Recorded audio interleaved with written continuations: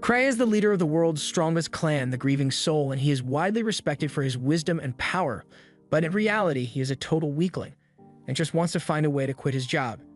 We see Cray standing in line at a treasure hunter clan meeting, and he looks like he really doesn't want to be here, but he's got no choice. Treasure hunters in this world are basically celebrities because they explore treasure vaults all over the world and risk their against phantoms, all with no health insurance. It's a dangerous job, but the promise of fame and riches compels dozens of people to become treasure hunters every year, and to that end, they often join a clan like First Steps, which is widely renowned in the capital as one of the best to ever exist. It consists of a collection of parties that come together to assist one another, and the reason there are so many people here to join is because unless your name is Jinwoo, there's a limit to how far you can get as a solo hunter. Cray was trying to get this over with without drawing much attention to himself, but out of nowhere, the girl behind him starts talking and asks if he is here to join a party as well. Cray tries to use the age-old tactic of ignoring her until she goes away, but before he knows it, she has already walked in front of him and is introducing herself. Her name is Ruta, and she's a level 3 hunter, so she extends a hand to Cray, but he refuses to shake hands with her, although he does give her his name. Ruta is disappointed that Cray didn't shake her hand, but she gets over it and starts talking about herself some more.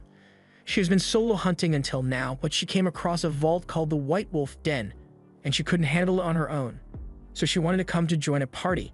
Just then, the man in front of them turns around and tells Ruta she should be trying to take on vaults as dangerous as the White Wolf Den, while she's still only level 3. He smirks and calls her an inexperienced amateur because even if she's level 3, she's still basically a beginner compared to the other professional hunters out there. As the argument gets more heated, Ruta becomes really angry, and Cray really wishes he had stayed home so he wouldn't have gotten involved with them.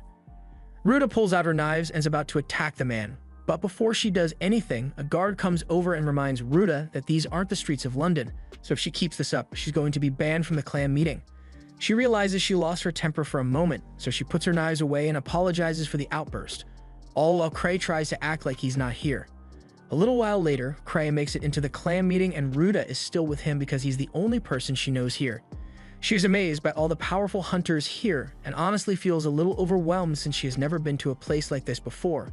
She asks Cray if he has been here before, so he tells her that this is his 5th time here, and Ruta thinks he must suck at being a hunter if he has to keep coming back to the recruitment meeting. Among hunters, talent is everything, so even a random nobody can make a name for themselves and climb through the ranks. Ruta notices a party in flashy attire on the other side of the room, so she asks Cray about it, and he informs her that the party is called Arc Brave, and of all the parties recruiting today, they are undeniably the strongest. As a group, they once managed to complete a level 7 vault with just 6 members, so they are widely respected. And if you get scouted by their leader, Arc Rodin, you're pretty much guaranteed to have a good hunter career, although he is pretty picky with his selection criteria. Ruta is intrigued to learn more, so she asks about the empty desk over in the corner of the room, but before Cray can say anything, the guy from before comes over and tells her he will explain everything. Ruta doesn't really want his help after the argument they had outside, but Greg goes on to explain anyway, and tells her that the desk belongs to the party that founded this clan, the Grievers. The party was a group of talented youngsters who arrived in the capital a few years ago and made a name for themselves as the Grieving Souls, but what the others don't know is that the legendary party consists of Cray's childhood friends. Apparently, there were rumors floating around that the Grieving Soul party would be recruiting today, but since their spot is empty, Greg assumes the rumors were false. Just then, a kid who came here hoping to apply to the Grieving Souls party noticed that they aren't here yet, so he becomes irate because he believes he's going to become the strongest hunter in the world someday, so the only party worth joining is the Grieving Souls. Greg finds the kid amusing, but Ruta doesn't have the guts to say anything since the kid actually has a higher level than her. Just then, a girl named Tino steps up and is prepared to shut the red-haired kid up with violence because she's the only one who deserves to join the Grieving Souls party. Her partner tries calming her down since this isn't worth causing a scene, even if the red-haired guy was being really annoying. For a second, it looked like they had calmed down enough to avoid a fight, but then Greg joins in with his first-class instigation, and all of a sudden, the entire room is supporting the fight. All gloves are off now, so Tino and the kid square up to face each other. Cray can tell things are going to get hectic real soon, and he doesn't want to be around when that happens, so he asks Ruta to come outside with him. As the fight is about to start, Tino already intends to kill the kid over what was essentially bragging, and she'll just call Saul later to handle the murder charges. Or at least that was the plan until she sensed a familiar presence nearby, and the second she spots Cray, she forgets all about the fight and charges straight for him. Cray is caught off guard by the sudden attack, so he stumbles backwards and Tino nervously turns, calling him master and asking if he saw her lose her temper over there. Ark then comes over as well and greets Cray, since he has been waiting for his arrival. They wouldn't have been able to start the clan meeting until Cray arrived anyway, since he is both the clan master and the leader of Grieving Souls. Everyone who didn't already recognize him is shocked to hear this because that means Cray must be the most important person here. However, all the attention he's getting is making him feel sick, so he really just wants to go home.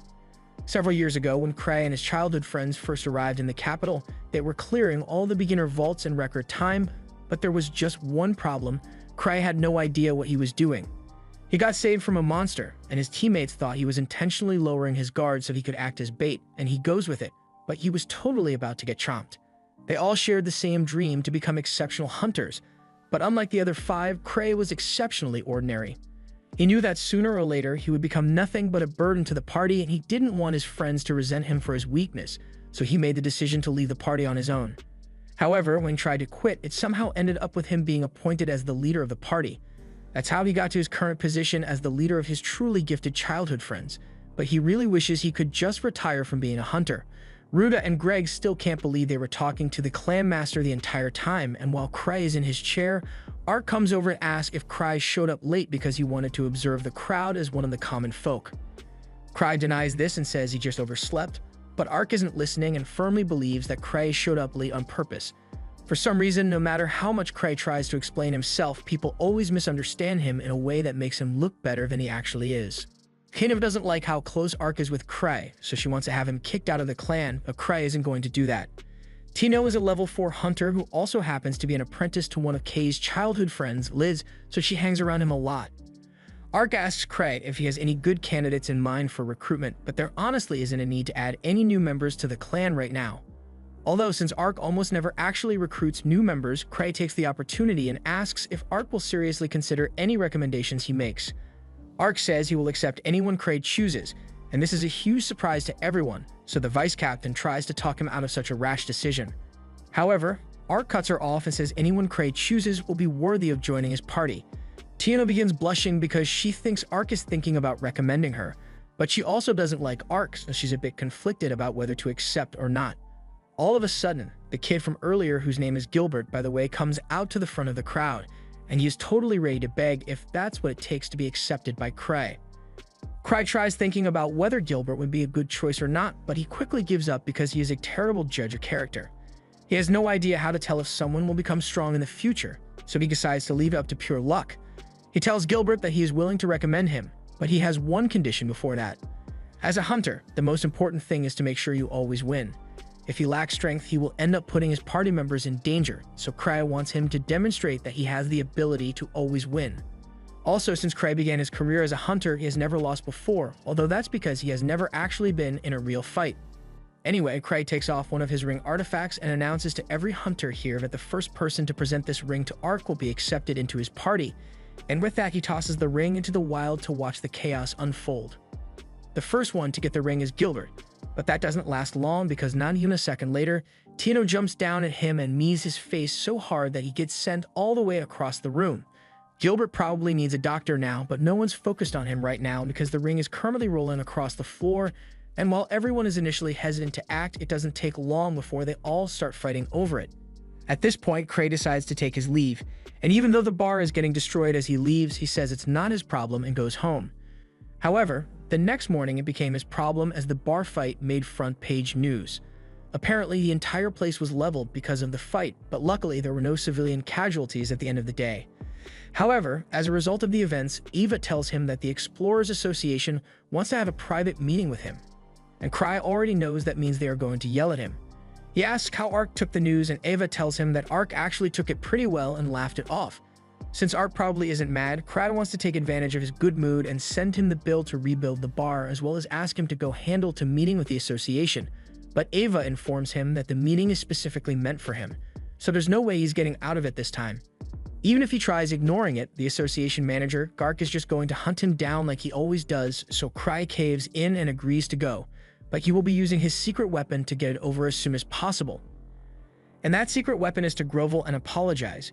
He also argues that the only damage was to the bar, and since no one was hurt, and the bar owner has been compensated to cover the repairs of the bar, there shouldn't be any further issues.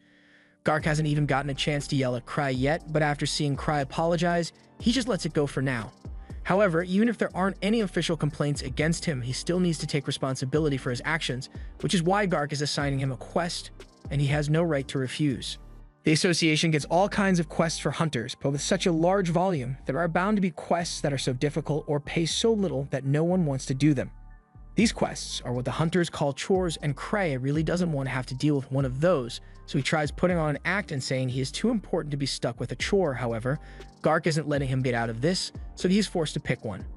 Cry opens the quest book and starts looking through it for the easiest quest, and of everything available, the lowest level is 3, so he picks that one.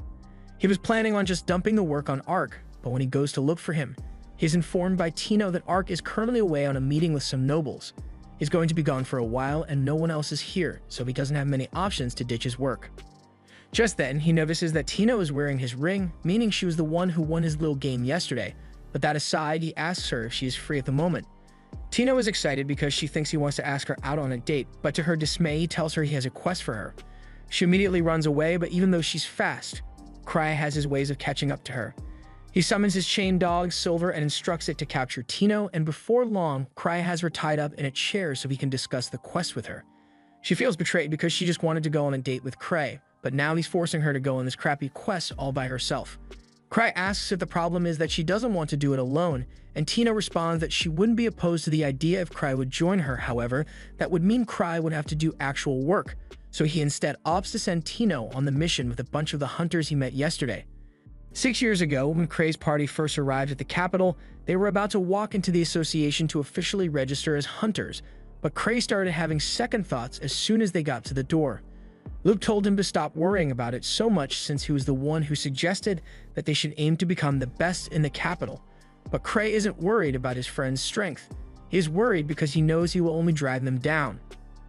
Luke told him to stop saying such silly things and took it upon himself to open the doors of the association and declare that he is the strongest swordsman in the world, followed by Liz, who declared that she was the strongest thief in the world. There's no turning back after such a grandiose entrance, so Cry walks up to the reception desk to register his party, but he wants to make them regret selecting him as their leader, so when he is asked to pick a name for his party, he decides to pick something edgy and calls the party Grieving Soul for no reason. The others in the party thought the name was too dark and gloomy, but when Cray tries to use his bad naming sense as an excuse to quit being the leader, they all change their tune and say they love the name. Back to the present, Cry calls a meeting with all the people he wants to offload his work onto, and Greg still can't believe Cry is really the guild master of the Grievers. As hard as it may be to believe, Cry confirms his position, meaning he is also the infamous 1,000 Tricks that everyone has heard about. In the association, when a hunter achieves a certain level of accomplishment and prestige, they are given special names and basically become celebrities. Cry ended up being with 1,000 Tricks as his second name, but Gilbert refuses to believe that Cry is telling the truth because 1,000 Tricks is meant to be the strongest person in the capital, and Cry looks like he never even trains.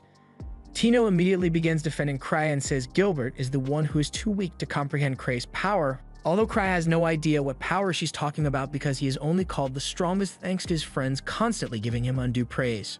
That aside, Cry asks if Gilbert and the others want to accept the job, but Gilbert refuses to accept a request from Cray because he still doesn't believe that Cray is the strongest in the city. Greg tries to stop Gilbert from talking because who knows what could happen if the strongest person in the capital gets angry, but Gilbert doesn't care and shoves his fingers up Greg's nose. Since Gilbert seems like he doesn't want to take part, Cry simply gives up on trying to convince him and moves on to Greg. Greg is more than happy to accept Cray's request, so the only one left is Ruta. Since the quest is going to be in the wolf den, Cray thought this would be perfect for her since she was already trying to clear it. Ruta isn't exactly thrilled with her teammate selection, but she says she will go along with it. Cry is pleased to hear that, so he tells Tino that if she needs more help, she can ask someone else from the clan to go with her. Tino pleads with Cry to join the team as well, but he immediately refuses. Now that he has settled the matter of Tino's party, Cry turns around to leave, but Gilbert doesn't like the fact that Cry is ignoring him, so he decides to challenge Cry to a duel, and if he loses, he will join the team. Cry hates it when people challenge him, so he comes up with a simple solution and agrees to the duel, but under the condition that Tino will fight in his place. Tino is fine with the arrangement because she is majorly pissed at Gilbert for daring to insult and question her master, but she also uses the opportunity to show Cry just how flexible she can be with superb camera angles. Gilbert may have gotten his face caved in by Tino yesterday, but he says he was just caught off guard and that he won't be losing to her a second time. And once he has beaten Tino, he will come for Cry next. Cry is starting to get annoyed and has no intention of fighting for any reason today, but since Gilbert seems so confident, Cry informs him that Tino is level 4 just like him. Tino adds to this by saying there's no way she could ever lose to someone like him, and to assert her dominance, she drops her weapons on the ground. Ruda and Greg are starting to get worried because even if Tino is stronger, fighting without weapons would put her at a serious disadvantage. Under normal circumstances, Tino would win this fight because even though both of them are on the same level, Tino gained all her levels on solo missions, and she has a lot of experience fighting humans, so she should be able to win even without her weapon. But Gilbert possessed the Purgatorial Flame Sword, and that is enough of a wild card to tip the scales in his favor if he uses it right. Or it would have been if he hadn't thrown his sword down and decided to fight barehanded as well. That was without a doubt a dumb move, but Gilbert refuses to be looked down on, so he wants to fight on equal terms as Tino.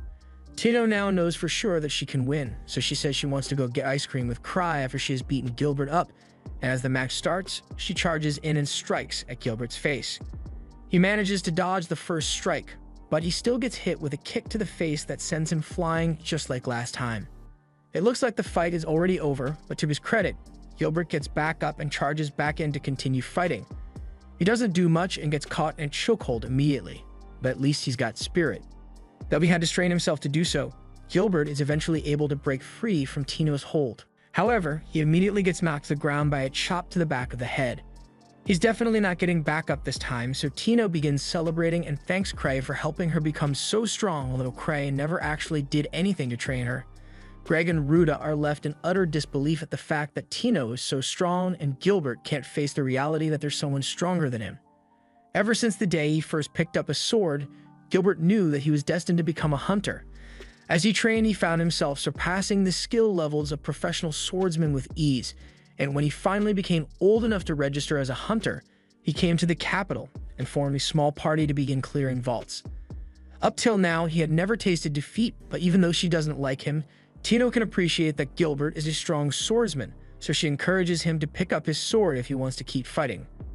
Gilbert refuses because of his pride, and Tino is disappointed because foolish pride like that will only end up getting you killed. As much as Gilbert hates to admit it, Tino is right, and if this had been a real fight, he would have been killed several times over by now.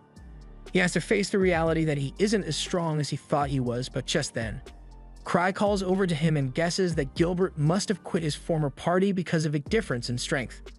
Gilbert is shocked because Cry is totally right, and Cry explains that a similar issue arose in his party, although he didn't leave because of it even if he may have wanted to. Gilbert misunderstands this to mean that Cry greatly outclasses all of his teammates in Grieving Soul, the strongest party in the capital, and that gives him a whole new perspective on what it means to be the strongest. Cry then notices Gilbert's sword and gives it a light tap to see what it can do. Flames begin pouring out of it at Cray's command, and Gilbert is astonished because in all the time he has possessed the sword, he has never managed to draw out flames as large as Cray, much less control it to this extent. And Cray didn't even have to grab the sword by the handle to do it. In this world, mana material is a coarse substance, and while it is everywhere, it can't be seen with the naked eye.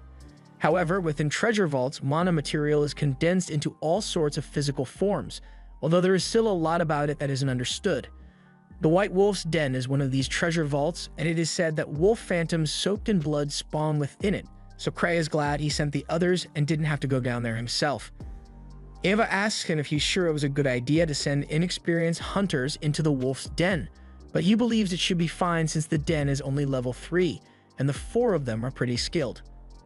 Also, he wants to thank Ava for the information she gave him on Gilbert because it was really funny to see his reaction when Cry randomly guessed a bunch of stuff about his past. She's glad she could be of service, but she also heard about the way Cry used Gilbert's relics so effortlessly, and she wants to know how he did it. Cry explains that the relic was a straightforward one, the kind Cray is able to control immediately.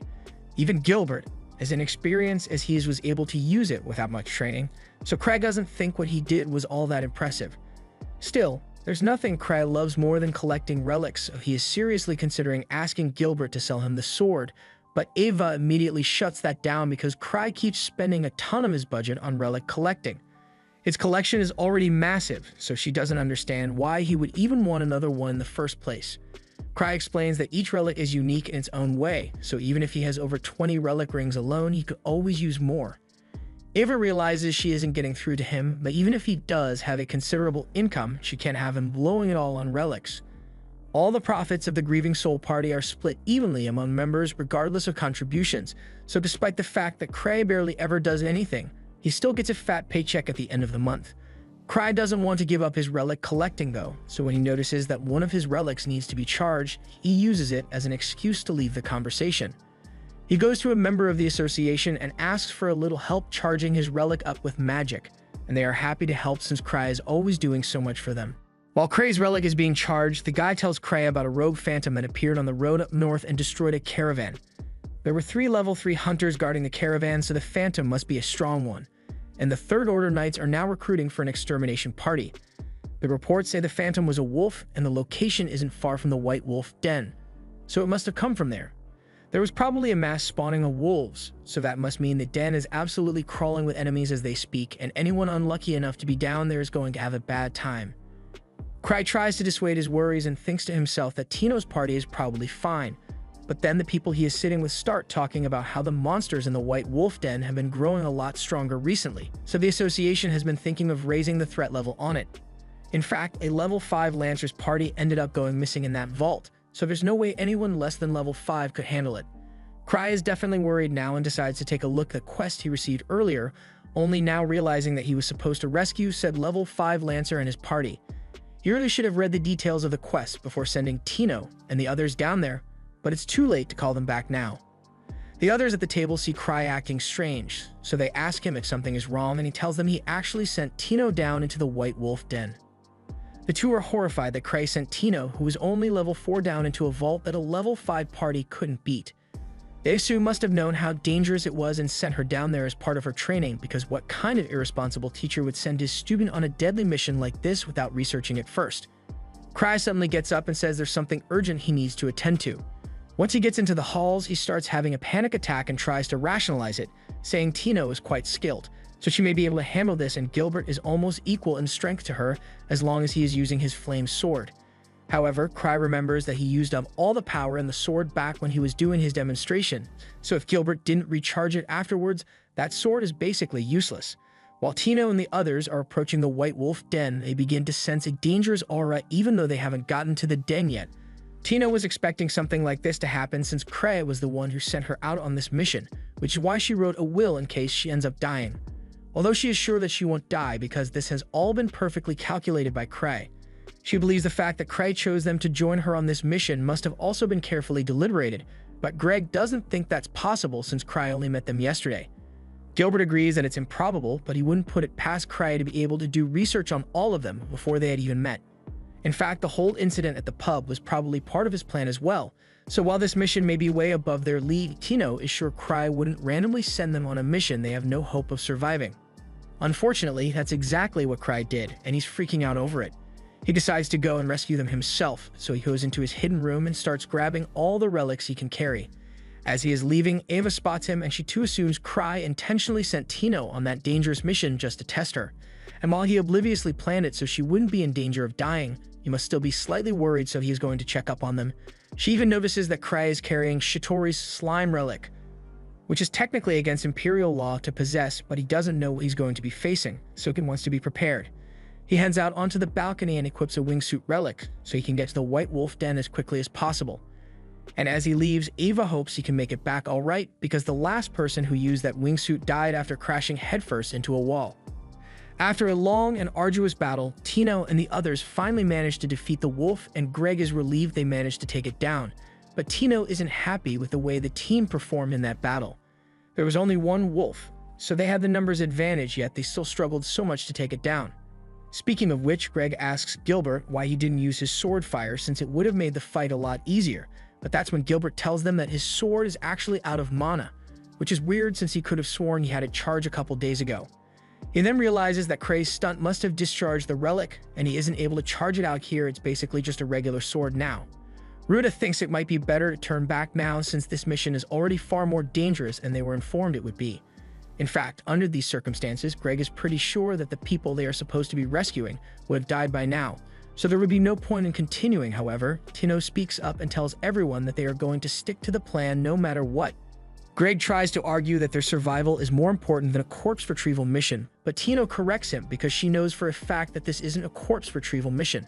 She is sure that the rescue targets are still alive inside the vault because Cry is the one who sent her on this mission and he is never wrong. In fact, draining the mana from Gilbert's sword must have also been done intentionally because he doesn't want them to rely on relics too much. The others are convinced, so they decide to follow her lead and continue with the mission. But once they get to the wolf den, they discover that all the wolves are fully equipped with armor and weapons, so defeating a large number like this is going to be hard. Gilbert volunteers to go out first and try to take out some of the wolves, but Tino calls him an idiot because he would get shot before he ever got close enough. She is the leader of this team, and as such, it is her duty to make sure that everyone on her team makes it back alive, so since she and Ruta are nimble, she says they will run out first and draw the wolves' fire, at which point Greg and Gilbert will attack from behind. The ranged weapons shouldn't be much of a threat once they get close to them, but even if things get out of hand, she refuses to use anyone as a sacrifice. Meanwhile, Cry is currently flying to the wolf den, and he really hopes Tino manages to survive somehow, even if she has to sacrifice everyone else to do it. Thankfully, Tino isn't around to hear him say that, so she continues fighting with the others to ensure the team's survival. Thanks to the fact they've been working together, the team has managed to handle the monsters they have come across so far, although it hasn't been easy. The main reason they have been able to defeat the wolves like this is because the wolves have no sense of teamwork, so as even more approach the team, Gilbert and Greg are confident that they can cut them down. Tino acknowledges that even though this is their first time working together, this makeshift team works surprisingly well. She may not like Gilbert's personality, but he is a strong fighter when he uses his sword, and Greg has a lot of experience, so he coordinates well with him. As for Ruta, she isn't able to help much in terms of combat, but since both she and Tino are thief class, Ruta is able to handle all the recon, which allows Tino to focus on combat. She believes that every little detail of the structure of this team must have been carefully thought out by Cray, so she begins praying to him as some sort of god. Meanwhile, as Gilbert is fighting a wolf in the back, he has a flashback to the last time he spoke to his former party members. He'd just lash out at them because they weren't pulling their weight. His teammates apologized and said they just couldn't keep up with him, so he decided to quit and go off on his own. Deep down, he knew his former teammates were trying their best, but the gap in strength between him and them just kept growing, so he could no longer stay with them.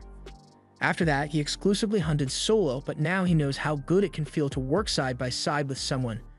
Gilbert and Greg manage to take down the last wolf in this section, so the team moves on until they come across a wide open area. They are about to head in, but all of a sudden, Tino tells everyone to wait because she can sense something else in the room.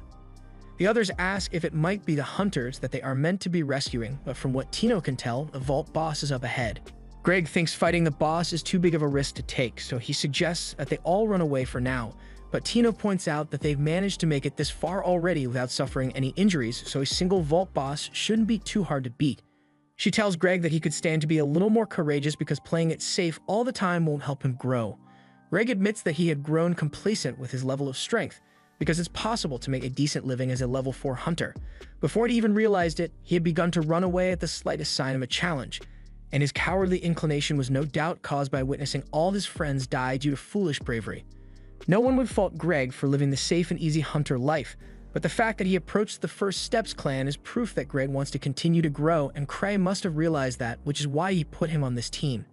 Greg doesn't believe Cray could have put this much thought into placing him on the team, but what other explanation could there be? Because there's no way Cray randomly chose him because he was nearby at the time.